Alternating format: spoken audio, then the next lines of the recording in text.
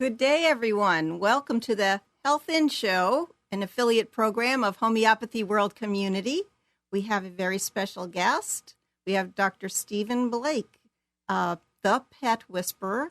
I'm just going to wave hello to Dr. Deepak Sharma, my regular co-host, who is not going to be able to be with us today. And I want to thank Amnon for his superior job in sound, audio, lights, and action. So we're here all together, and we also have another guest, my best friend out there, in Dr. Christina Chambreau, who is a holistic veterinarian also. And just say hello out there in the ether. Hi. Actually, we're hearing two different things. One thing on the computer and one thing through the phone. Okay. Christina, what you need to do is you need to refresh the web page, and once you refreshed it and you're going to see Debbie, then you need to mute the volume on the web page. Well, but she's saying things to us right now about if you want to call in. No, she's not. Don't argue with me. Let's go do it quick. This is last week's. This is production. You folks. are watching last week's show. Got it. Okay. It's muted. Okay, so but did you refresh? Yes. And is she talking to you right now?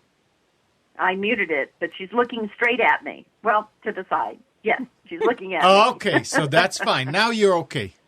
Okay, so this is really exciting. And you know what, folks? This is the way it goes each week. You have to refresh in order to be on the live show. Otherwise, you're listening and watching a previous show.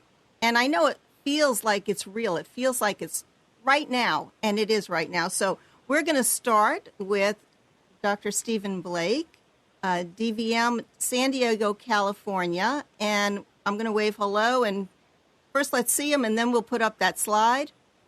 And here we are together on a bright, sunny morning, early in the morning for you. Welcome. Morning, Debbie. Good morning. So we're going to talk about how to keep your pets healthy in a toxic world. You know, this is going to be an important topic of today, since everything on the news tells us that we're living in this polluted planet. And that is not just humans we have to be concerned about, but also all the animals on the planet, and the plants, and your pets specifically. So you can find Dr. Blake on thepetwhisperer.com. Today is February 4th, and we're going to go to the next slide, which is his beautiful logo at the top of the page. For the past 30 years, Dr. Stephen Blake has specialized in alternative veterinary medicine, utilizing classical homeopathy, nutrition, glandular therapy, massage, aromatherapy, acupuncture, gemotherapy, oligotherapy, Bach flower remedies, and Japanese Uzu Reiki. Maybe am I pronouncing that correctly? Perfect. Wow. Okay, so, I was going to go ahead and spout out pages and pages of your background, of your degrees and all that, but I'm going to let you do it. I'm going to let you tell us how you got started from being a traditional a traditional veterinarian, and then went into the alternative field. Yes, I think everyone has a story of how they get into this, unless they were born a shaman and some lineage of shamanism. My dad and mom were bookkeepers, so I just grew up on a farm situation, and my dad pretty much taught me you sweat, you fast, and you get better, and if you don't get better, you get an enema. So my brother and I got well quick. Anyway, that's what I was brought up under. But then I went to the university. I always knew I wanted to be a doctor, but I was going to be a physician. And then I got into pre-vet, pre-med at the University of Arizona, saw the cadavers and decided I wasn't going to do that. And so my lab partner was a veterinary pre-vet. And so he said, why don't you become a veterinarian? So it never really occurred to me until my second year at the university. And I went off campus and volunteered, and I was smitten. I thought, wow, this is cool. I got to do this. Well, then I found out it was harder to get into vet school and medical school, so I had to actually study, and that was a challenge. But anyway, I got into veterinary school, and I was trained traditionally, like all my colleagues, in reductionism, allopathy, anapathy, whichever word you want to use, which is the concept of taking a symptom, giving it a name, and then using a drug to palliate or suppress it. So I did that, and I realized over a period of years that it just wasn't doing what I was taught in school. I expected more. And then I started getting sick about 1979, 80, something like that. Just kind of neurologic stuff. Nothing really serious, but it was just, I was always very healthy and I couldn't figure it out. So I went to a doctor, and he discovered that I had pesticide poisoning, which was coming from the animals. In those days, we dipped them, and you handle them all the time, and you use chemicals, and it was pretty horrendous. So I was absorbing all of that, and it was making me ill. So he said, well, you need to quit being a veterinarian or wear rubber gloves. I tried the rubber gloves. That didn't work, and I didn't want to quit being a veterinarian. So I just said, okay, no one can come to me that uses chemicals. So that meant I just started a new practice. You know, I was everything loaned up to the hawk, and I thought, I don't know what will happen, but if no one comes, then I'm out of business. Well, it didn't work that way. People were really happy to hear about it. Next step is, what do I do now that I can't use all these chemicals? So then that started me on this quest. It's lasted over 33 years now, studying alternative medicine. So actually my own health created the drive. And then I've just spent the last 33 years finding ways to prevent suffering and do no harm. That's my oath. Wow. That's very impressive. Dr. Christina, are you there? I am. And how do you have a comment? Well, Steve is one of our elders on the American Holistic Veterinary Medical Association. We have a group of people called the Council of Elders, and I was on it for a while but dropped off to work on some other projects. And Steve has been a consistent person of bringing that knowledge of healing that he has to maintain our spiritual connection so that we don't shift as holistic veterinarians into merely looking for a holistic treatment for a problem. So one of the joys of listening to Steve is always the depth of spirituality and his flute, which I hope he'll play for us, and Indian background that he brings to all of his specific ideas. Oh, I'm very impressed. Number one, I didn't know that you played the flute. We could do a duet one day. And the deep rootedness of purpose and your mission is very strong. And just like Christina, you always tell me, start with Reiki the food, Reiki everything. And I'm like, oh my goodness, it's a little bit much for me, but you know, it works for you. And and it will work for the people who utilize these techniques. So if you don't mind, I'm going to go ahead to the next slide. And it says, the person who says it cannot be done should not interrupt the person doing it. I think do you have that slide?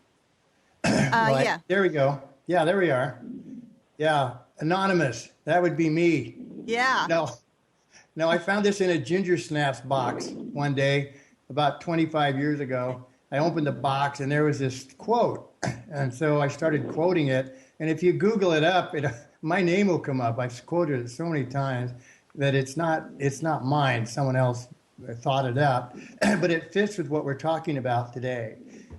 When the popular belief is that chemicals, drugs, and vaccines are the answer to health, and you're the round earth guy going around going, well, you know, that actually has some horrendous side effects, and our whole idea is to prevent suffering and do no harm, well, then they'll say things, you'll hear things like, well, that won't work, or you can't do that, or does that really work, or different comments. So I've used that quote forever and ever. You know, if you've been doing it for 30 years, you know, like Christine and I, it's like, why would I keep doing it for 30 years if it didn't work? That's true. So, I mean, there are going to be people who are looking at us and they'll say homeopathy doesn't work and Reiki is, there's these other people who do these weird things, but people do flock to you to find out how it is that your pets are getting healthy. As a matter of fact, you told me something about the majority of your, do we call them patients? What do Yes. the majority We of have clients are the caregiver and the patient is the actual critter. the pet patients, so that they usually are on their last breath.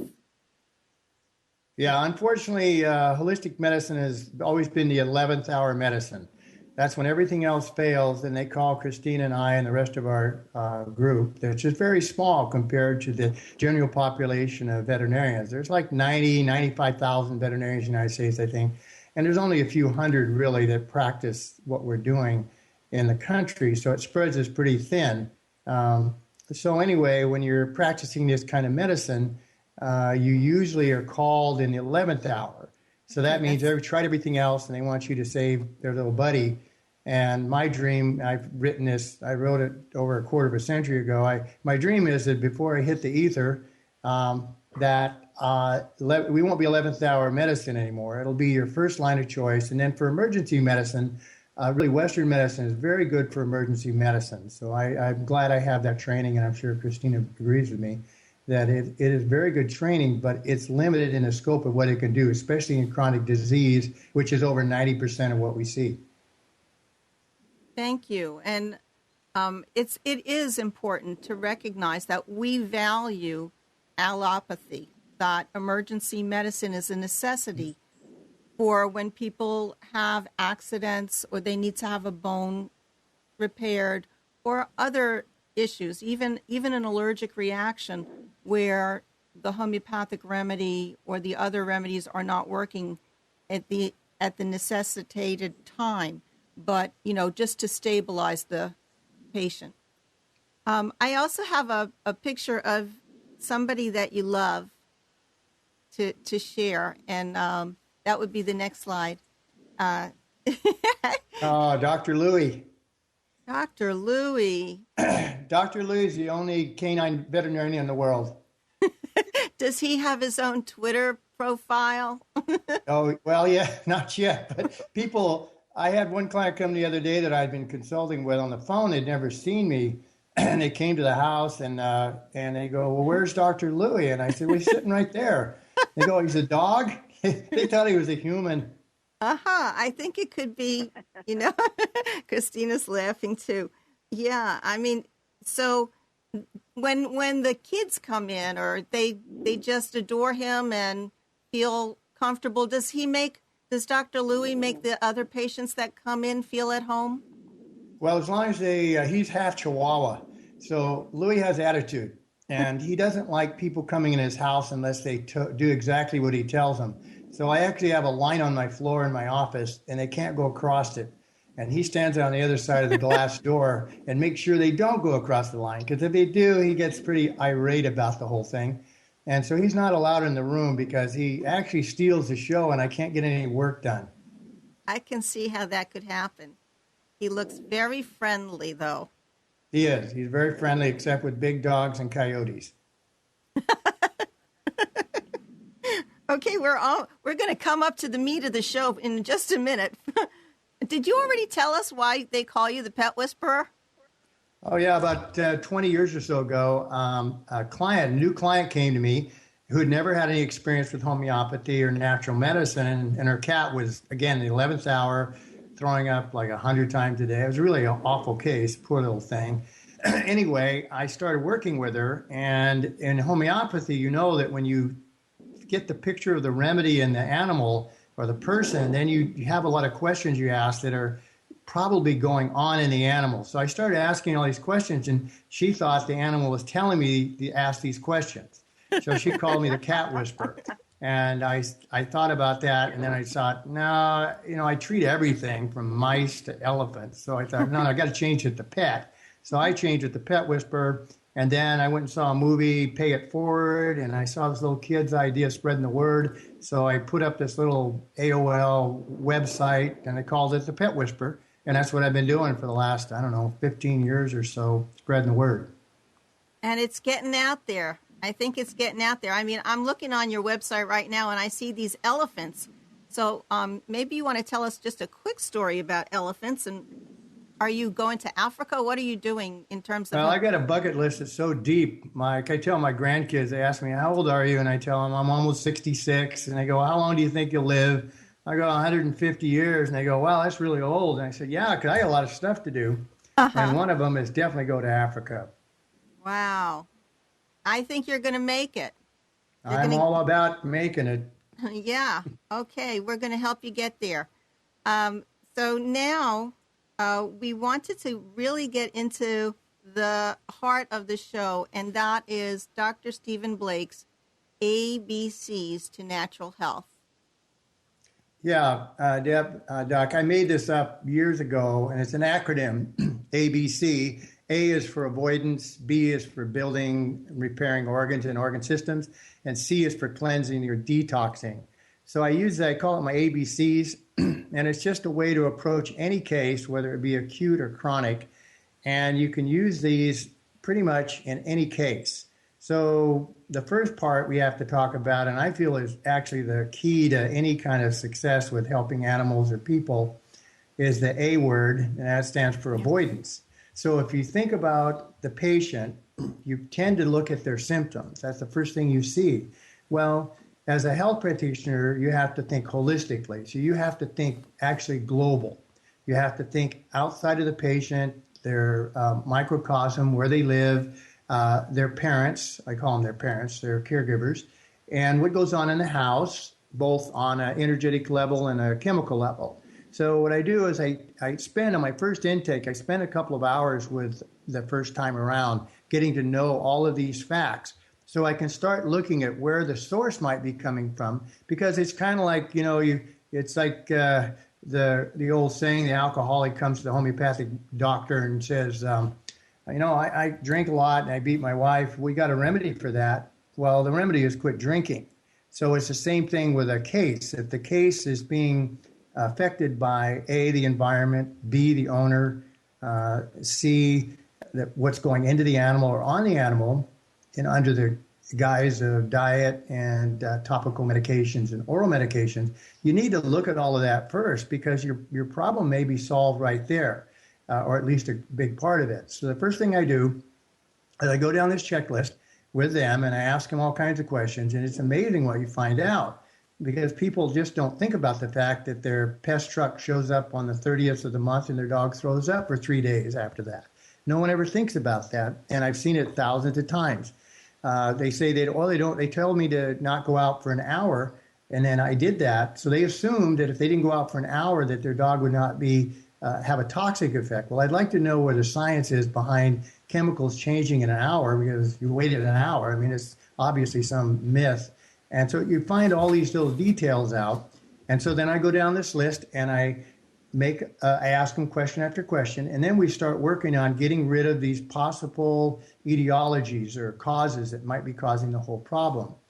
And then once that happens, you can move on with the case, because then you can kind of see, for instance, if you look up and see they're on a particular medication, and then you look up and see that the side effects of that are actually why your patient's there. Well, you've got an answer right there. You can start working on that right away. I also see the sun is coming in on my screen. So what do you guys see? I love it. It looks like a halo, huh? Turn around. I love it. It looks like a rainbow. I know. Is it okay if I leave it there? No. Oh. It's going to cover it. Oh. Well, when it starts to cover you, we'll do something.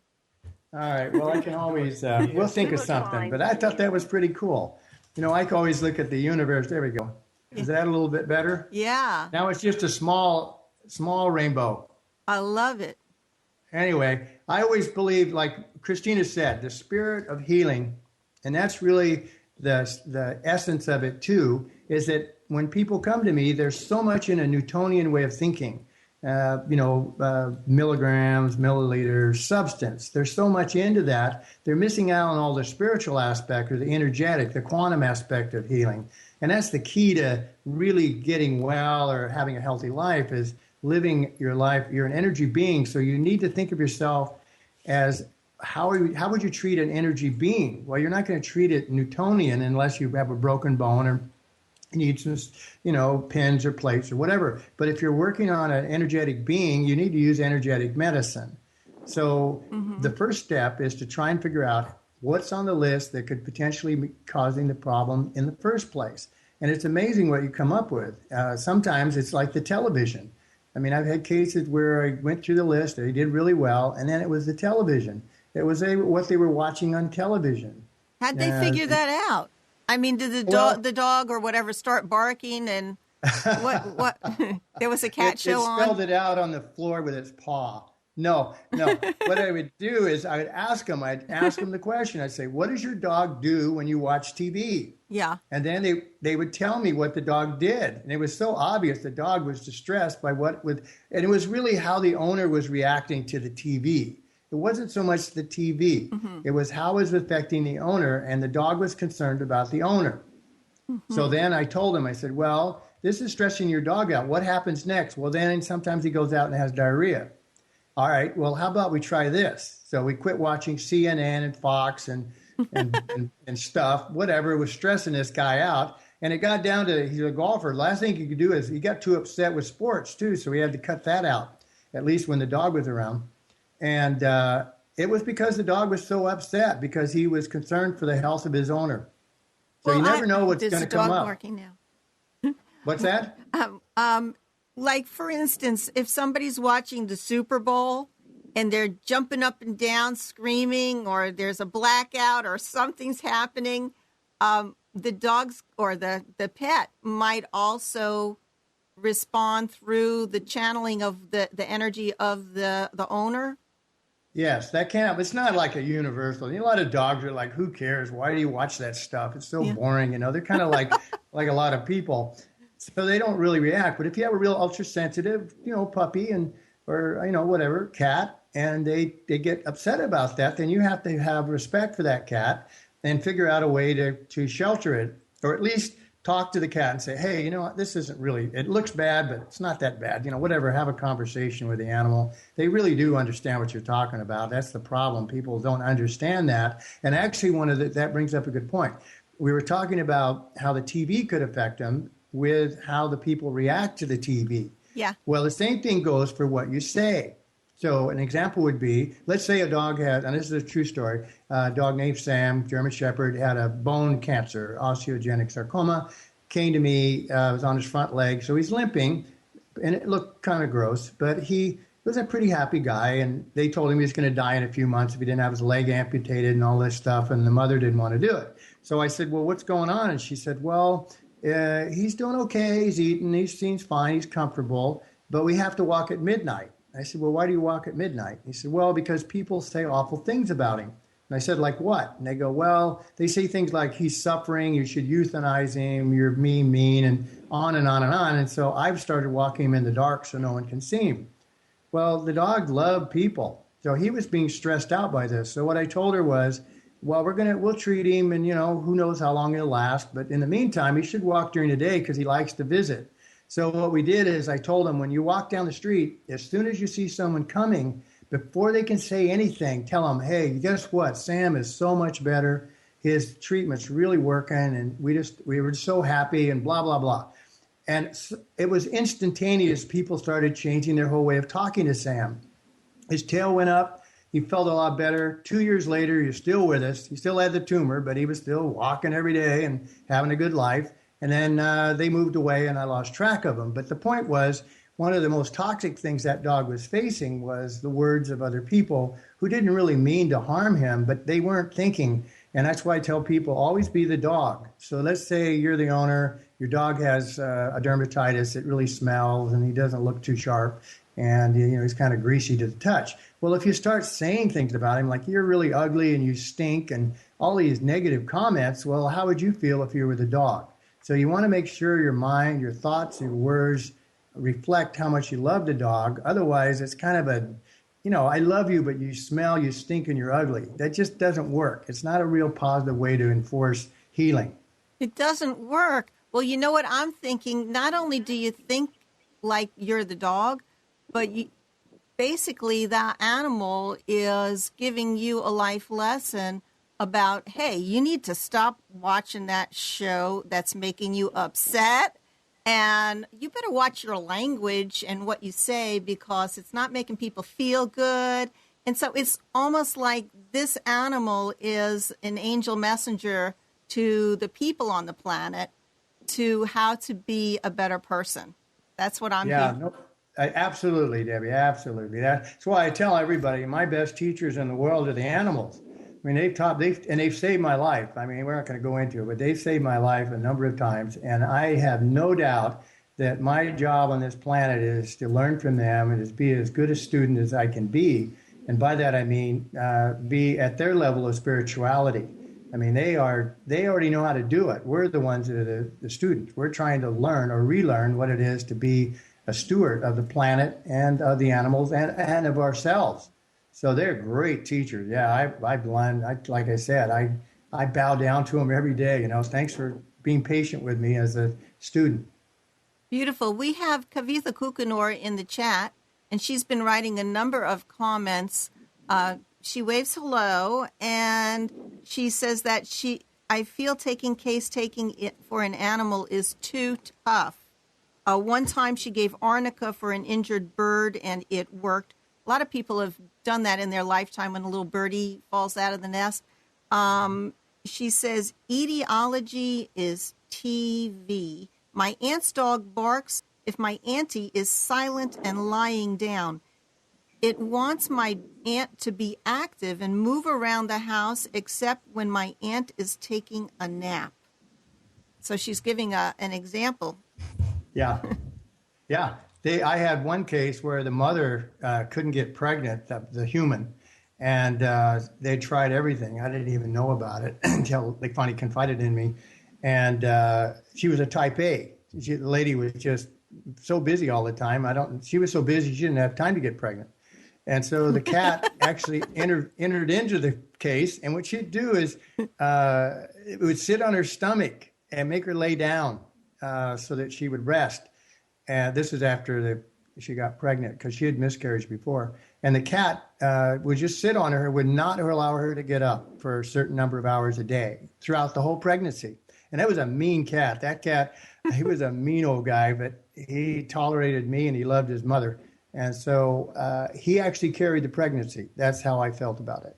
Wow. That cat did a lot of good. Yeah, he's an awesome cat. Tinkerbell. His name was Tinkerbell. A mean Tinkerbell. Yeah. Amnon's talking. Do you have a comment? Go ahead. You're live.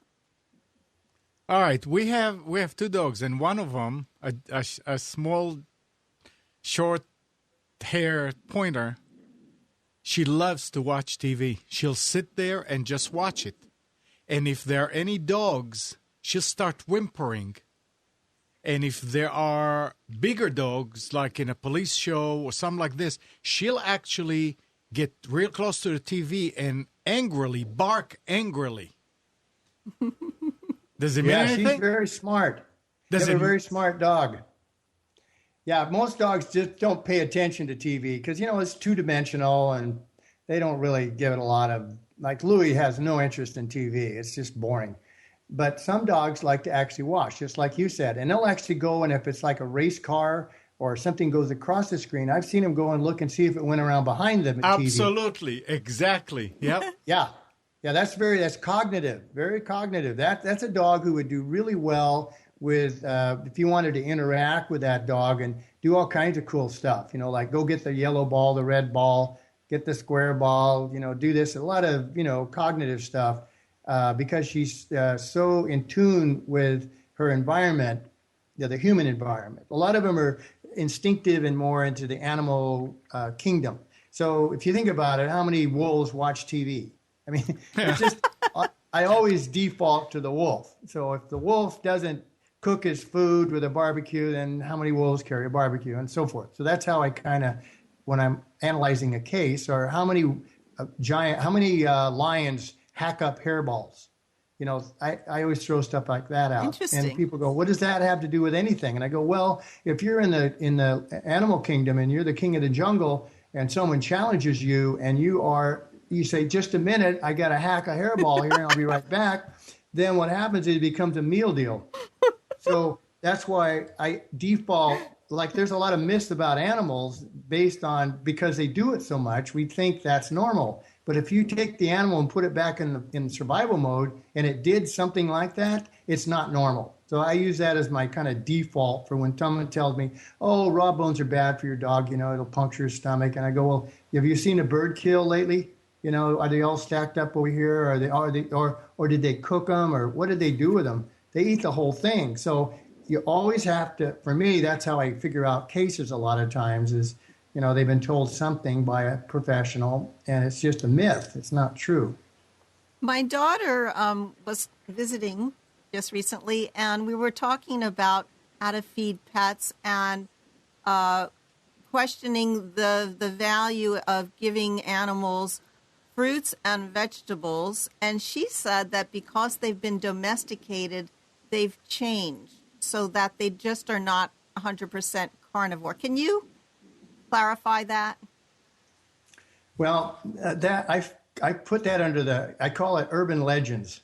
In my new book that I'm working on, I have a chapter, I call it urban legends, like hairballs are, you know, what I just said, and bones and barbecues in the woods and stuff like that. So the thing about, if you think about it, a lot of the problems that we see in animals and people is because we have traumatized over in animals hundreds. We started traumatizing about 100 years ago with chemicals.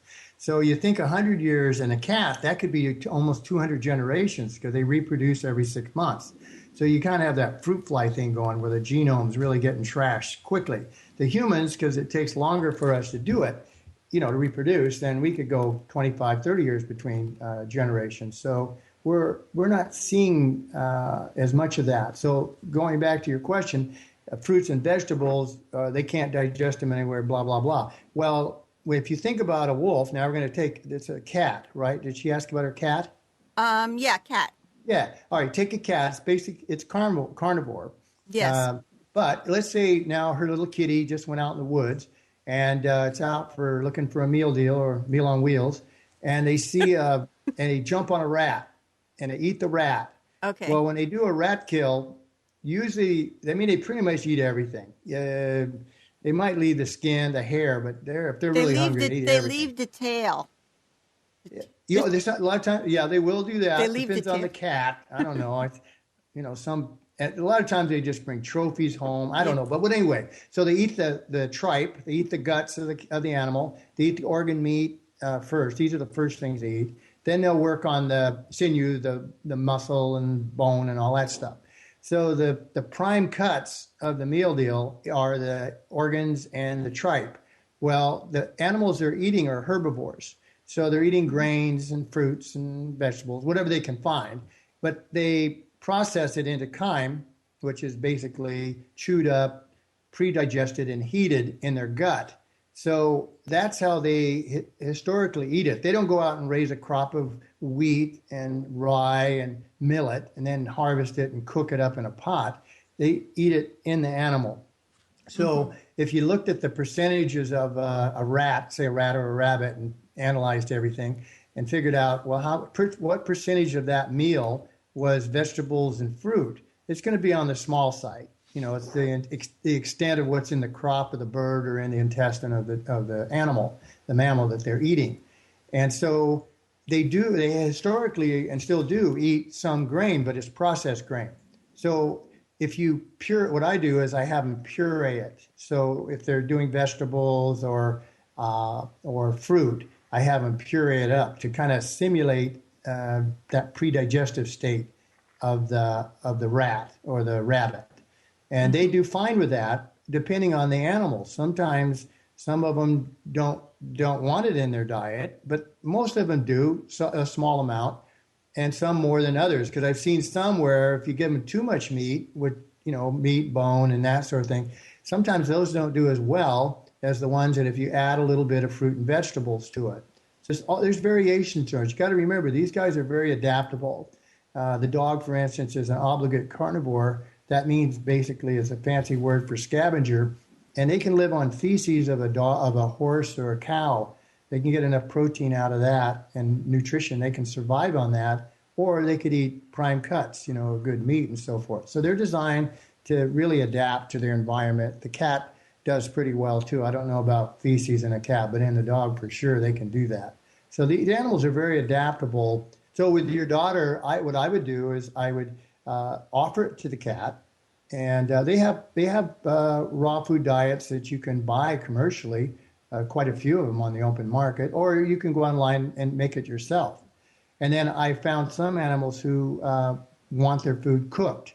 I've tried raw and it just doesn't agree with them. So if you keep it under 125 degrees, it's the enzymes and so forth and micronutrients are going to be preserved. So like Louis doesn't like his food raw. He likes it sauteed with a little bit of sea salt.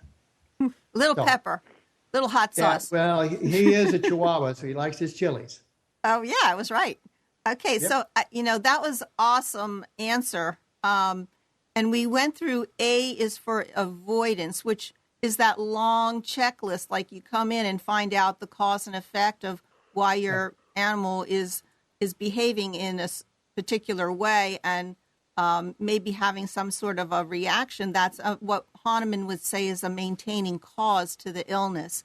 And we really have to be wary about what toxins are in not only outside with pesticides and insecticides and such, but also inside the house. And that would be a whole nother show. So I want to go to B. Okay. B is for building weak organs and organ systems. I think that you just started to touch upon that with the nutrition.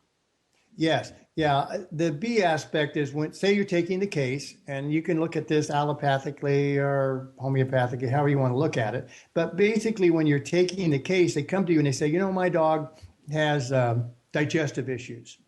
He throws up every time he eats or has diarrhea, whatever. And then another one might have respiratory, another one urinary, musculoskeletal, whatever, or a combination of all of the above. Well, then you start looking at those organs and organ systems that are involved in that animal. And so that's where I look to, I call it the B part. So if I have, say, a degenerative case where the muscles and nervous system are breaking down, that aspect of the dog, or cat, then I tailor my treatment to support those organs or organ systems. And that can be done with nutrition, glandular therapy, aromatherapy, Reiki. I mean, there's so many different modalities you can use to support that effort. But you're targeting, you're looking at the whole body, but think of it like the body, and we know this from Herring's Law and from our teachings in homeopathy and what healing is. Healing is another thing. Most people don't know what healing is, and that's a real problem. If you don't know what healing is, how do you know how to heal them? I mean, how do you know you're doing the right thing, or how do you know what you're doing is actually helping the animal? So one of the key things you look for in a healing response is the overall well-being of the animal.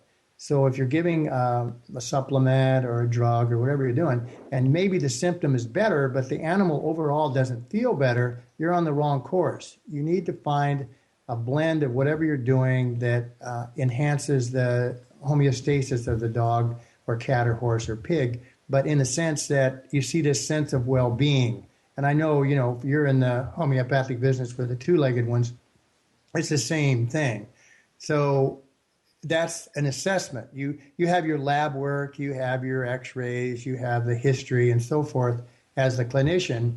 So then, even if you weren't a holistic veterinarian trained, if you're allopathic, you're still going to, what you do is you look, I give a drug for the kidney and a drug for this and that and so forth. But you could use this, you're using the same idea, but you're using drugs and chemicals instead of saying, let's support this nutritionally or glandular, whatever you're going to do. So that's how I approach each case and rather than a diagnosis, I look at what is the animal telling me that needs, where he needs support. So did that help? Yeah, I think that this could be a show in itself also to Oh, understand, yeah. like when you might give a dog milk thistle or any of the other kinds of nutritive supplements. Exactly. Well, and also, I'm sorry, Deb, the other thing is, that's why I love standard process. I don't work for them or anything, but I've been using Dr. Oil stuff for over 30 years, and it's just a beautiful system for supporting organ systems. So it's such a no-brainer. So what I always do is I default to Lao Tzu. Lao Tzu, the Tao Te Ching, he says you got three things to learn in this life: keep it simple, be patient, and be compassionate. And that's what these types of medicines do. But you have to do those things. You need to try to simplify it. You have to be patient. With homeopathy, it isn't like getting a shot of cortisone and going, oh, good, I don't itch anymore. It's more like, okay, I've got a job now, and it may take me months or years to actually completely get myself back to where I need to be. So that's the patience part. And then compassion is, our natural instincts are to, as healers, are to prevent suffering. I mean, we don't want to do that. But our second oath is do no harm. So that's why I got into this part of it, because I saw that I was trying to prevent suffering, but I was causing harm.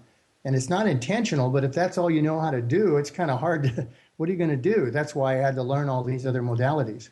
Right. You had to expand your toolbox of the things that you had at your disposal to help Yes. Other living things on the planet. And so that was B for building weak organs and organ systems. And that includes many alternatives that you could use for that. And what I really appreciated you saying was that it may take months to years to get to a state of balance, because life is a journey and we're constantly on that path. So we're going to see ABC is for cleansing, aka detoxing organs and organ systems. This is something that's become very popular in the human population today, to do a cleanse or a what do you call a detox, a fast, all colonics and things like that. So what do you do for an animal? Well, it's kind of interesting. Dr. Oz, I'm not a real big fan of his, but he did have a show just recently where he had homeopathy featured. It wasn't classical homeopathy by any means, but at least he showcased homeopathy and was very positive about it. He also had an MD on there who was using nutrition for cleansing and has a whole nutritional plan for cleansing. So, yeah, I mean, when it gets on Oz, I mean, it's usually drugs, chemicals, and vaccines. So it's hope. I'm really hopeful that it's getting out more in mainstream. And so cleansing to me is the key. We started the show by saying we live in a toxic world. I don't mean that to be negative. I'm just being pragmatic. When we have over 45,000 chemicals that we've created and growing every day in the environment, it's pretty hard, even if you are trying to do your best not to poison yourself. It's pretty hard when everyone else is poisoning themselves around you. So you need to have some... It's kind of like secondhand smoke. Yeah, that's a good example. Secondhand smoke. The difference is at least you can see the you can smell it and see it. What I'm talking about is a classic example is, say you want to take your dog for a walk. So you go for a walk and you're all happy and it's a sunny day and you live in San Diego and it's the perfect weather for a walk. Well, chances are everyone in the neighborhood has been squirting Roundup on the sidewalks and everywhere else you want to go to kill all these weeds. Well, it's a herbicide, and it causes cancer and it's nasty stuff, but you don't know it's there. So the dog goes for a walk and he gets on it. Well, he gets home, he licks it, and he absorbs it into his system. So I tell my clients, try and take your dogs where no one would spray a pesticide or herbicide. That's a good idea. And then if you can't find that place because you live in urban place, then wash their feet when you get home. And at least you've gotten some of it off of them, so you don't have to lick it and absorb it into their system. Then you have the next door neighbor who's having the pest truck come and spray every month. So even though I've never had any chemicals on my property, my whole neighborhood except for me uses a pest service. So I'm inadvertently exposed to these chemicals, as is Louis. So what I do is I have a little program, and like you said, any of these topics could be hours and hours of discussion. But I've tried to simplify things like Lao Tzu said on my website. And the website, thepetwhisperer.com, was built as a teaching site. It has nothing to do with my practice other than my philosophy. So it's not there to drive traffic to my practice. It's to educate people so they make intelligent decisions. Because the whole name of the game is the more knowledge is powerful.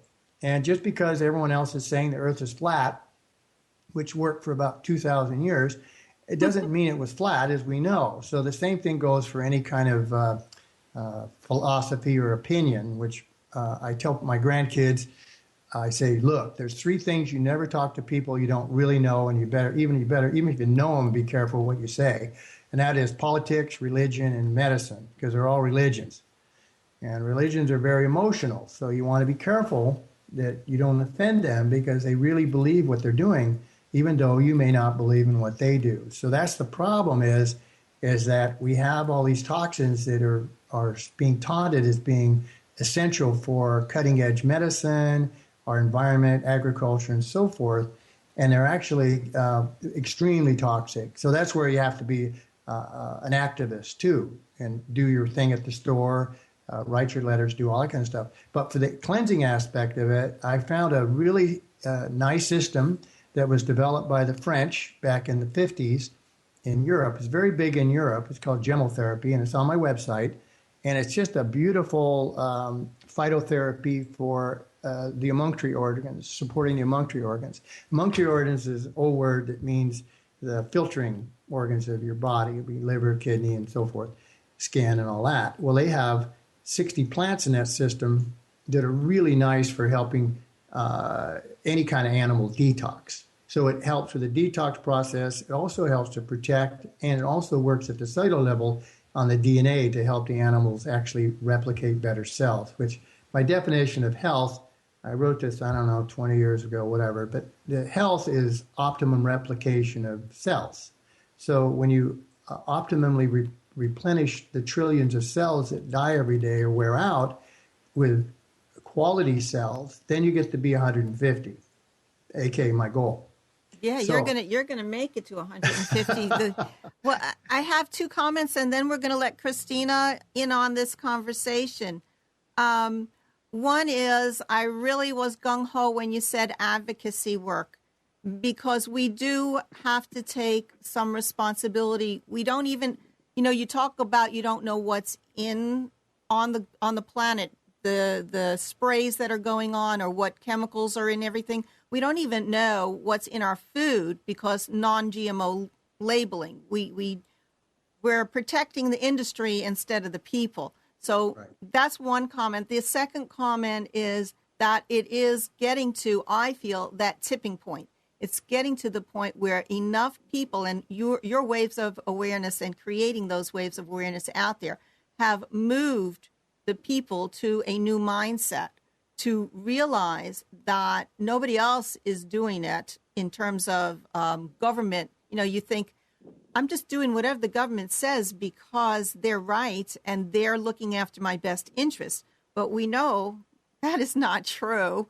And so we, as caretakers of the planet and our pets and our families, have to be the ones to act. And those are my two comments. And also, Christina is really excited to talk to us. Do you mean about the Anastasia book? Yes. Yeah. So I just read a book that's been out for a long time called the Ringing Cedars series. And the first book is Anastasia, and this is a woman in Russia, and she has some really neat ideas on gardening, and one of them is to educate the plants in your garden as to your health needs by washing your feet at night after you've accumulated the toxins and putting that rinse water onto your plants. So I was saying that might be cool for the plants that your animals will be eating, like maybe the carrots or the squash or the kale. And when you rinse the feet off, like Dr. Blake suggested, of pouring that onto the plants, because the plants can actually detox some of that toxin that's going in, and then they're going to grow in a way that would help the animal. something new to explore. Yeah. And I'm just thinking about that cilantro. You know, do you feed your pets the cilantro that I eat to clean my liver? Absolutely. Okay. Do you have anything else to add to the cleansing, Dr. Blake?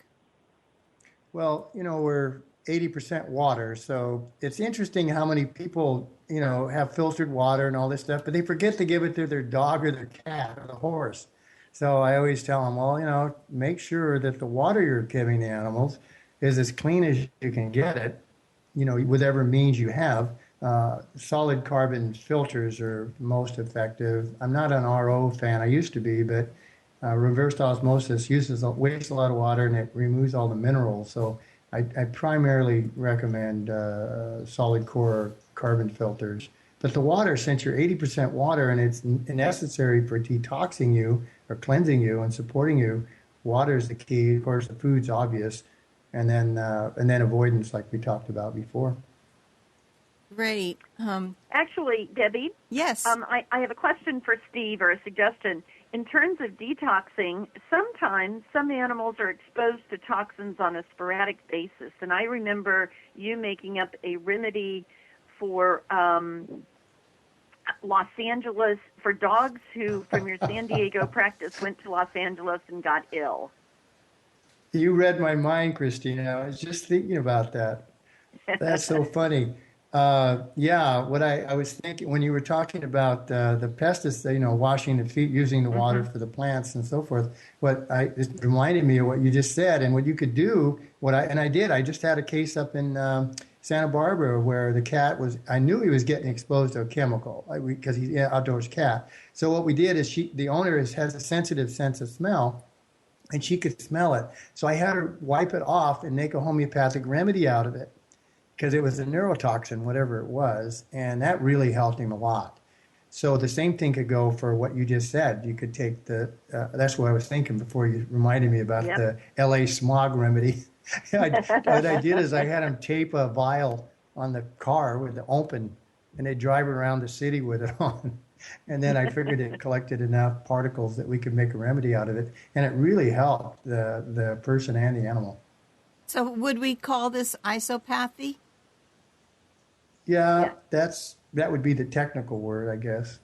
Okay, so it's not really the basic principle. It's likes cures likes, but it's precisely. Yeah, but it's like, and I don't have to use the animal skin the cat thing, but there's many different ways to help the body, and it is an energy field. So anything that helps the energy field come into balance, even if it doesn't fall under the guise of classical homeopathy or whatever it is you're talking about, that's why Reiki. I look at, there's certain things, and you'll see it on my website. There's certain things like rescue remedy, colostrum, JAMO. There's a whole bunch of things you can do to help the animal. It's next to impossible to cause any harm.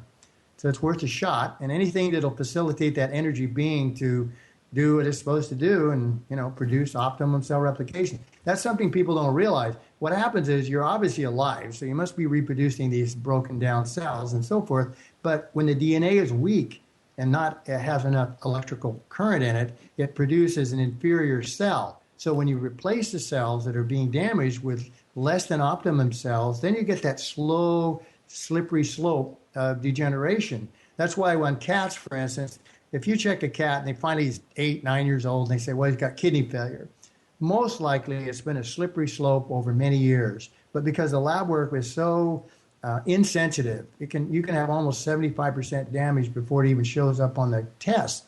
Then it's that slippery slope going along, but the compensatory mechanism of the animal doesn't show any clinical symptoms. So that's why you want to do something preventative to help optimize that cell replication. And the things we've talked about are tools and methods that you need to employ, not just on what I call, people come at an 11th hour. They come when they need it fixed.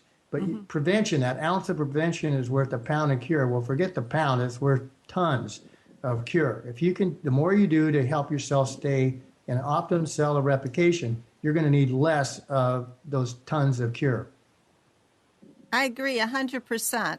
but clinical diagnosis of something is really after the fact, and the prevention is the most important thing. And what you are providing from thepetwhisperer.com is education and self-empowerment and actions that an owner can do, the client can do for the patient in their own home, in their own environment, and help in their neighborhood and their community to spread this information.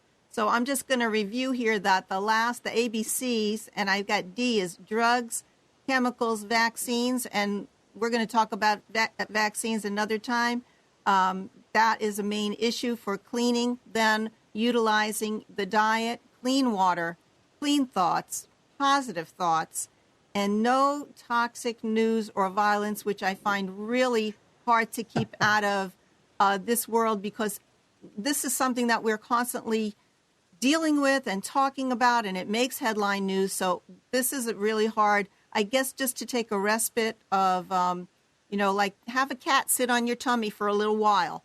The next thing that I have is your watchword here. I went and I'm going to go and watch Pay It Forward. It's on YouTube, that whole movie. So I'm going to watch that and see what happens. Yeah, it's a sad one, Deb, but it's got a powerful message. And I believe it too. Then the next slide, I'm going to just show you that there is available for you this ARIX Purity water bottle. And I've got one right here. And basically there is, Amnon doesn't want me to open it, but there's a filter inside. So you can put in swimming pool water, the water in Africa. It's got amoebas, parasites, viruses, heavy metals, hormone drugs that people are flushing down their sink or commode. I mean, it's going to remove that. And it works by suction. You just use the straw, and it's portable. So when I go to the plane, I can just take the tap water from there, and it's really great. The next thing is what's up for the coming weeks. Next Monday on the Health and Show, we're going to have Marcus Hines, a sad story that his daughter, after vaccination, acquired type 1 diabetes. And he went ahead and became an investigative reporter and found out that there is truly a link. And we're going to learn about that. And you can imagine, if it's bad for people, it's bad for your pets. March 4th, Senya, I'm waving hello because I think I see her on the chat. She's going to be talking about astrology and homeopathy. On March 11th, Dr. Badani, who is a psychologist, homeopath, talking about understand childhood depression. Maybe some of the toxins are a result of that. March 18th, Stephen Lewis, AIM program with energetic balancing. And then on the Blog Talk Radio, this Wednesday, Dr. Adil Jimthalo Al-Qasim will be back with us. I'm looking forward to it. The guru talking about, and I have it misspelled again, health. It's really healthy. Heart health. He's a cardiologist, and he takes questions from around the world, and he answers everything, whether you're a physician or a homeopath or just a patient. Thursday at noon, we're going to be probably changing that hour and that format to simulcast with Freedomizer Radio. And Alan Phillips will be our co-host with Vaccinations and Your Rights in America. Thank you so much for taking time with us, Dr. Stephen Blake. Go to thepetwhisperer.com. Amnon, producer and marvelous friend, lover of kombucha. And Dr. Deepak Sharma, we're wishing you all good things. And our viewers, thank you for sharing, tweeting, putting it on Facebook, sending it in your emails, all of these. And I have, Werner will be taking calls. That was from the last time. If you want to call him about losing weight, I'll have to give you that information. We are really, really appreciative of all the folks who tune in to the live shows and the archives. Connect with us on Homeopathy World Community. The notes are there. Facebook on Homeopathy World Community, and you can contact me on Twitter. So any final comments from Dr. Blake and also Christina? Well, I just want to thank you, Debbie, for making this happen because this is what we just talked about, being proactive. And I quit taking the newspaper and watching TV 20 years ago, except for fun shows. I don't watch any news at all, and I don't read the newspaper. So I encourage people, because when they do their surveys and say, who's watching your program, and no one's watching it, guess what? They'll change the programs. Oh.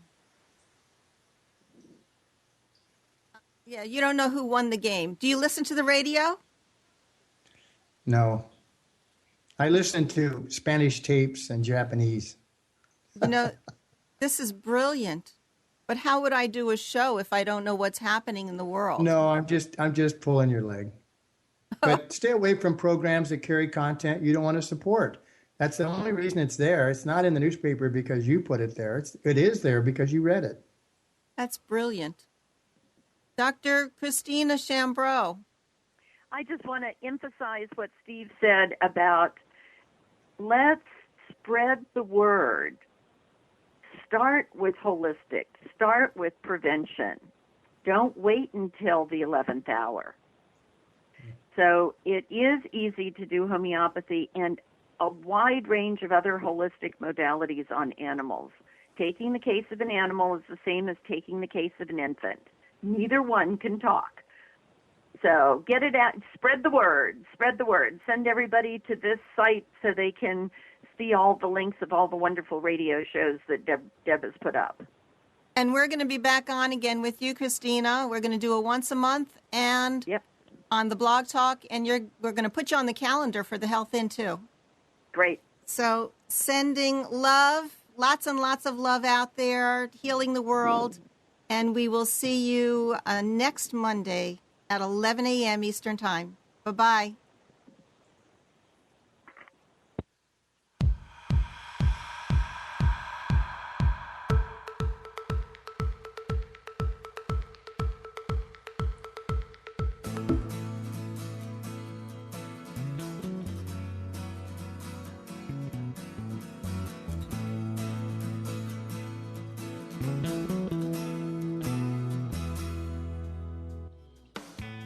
You are tuned to the Nissan Communications Network.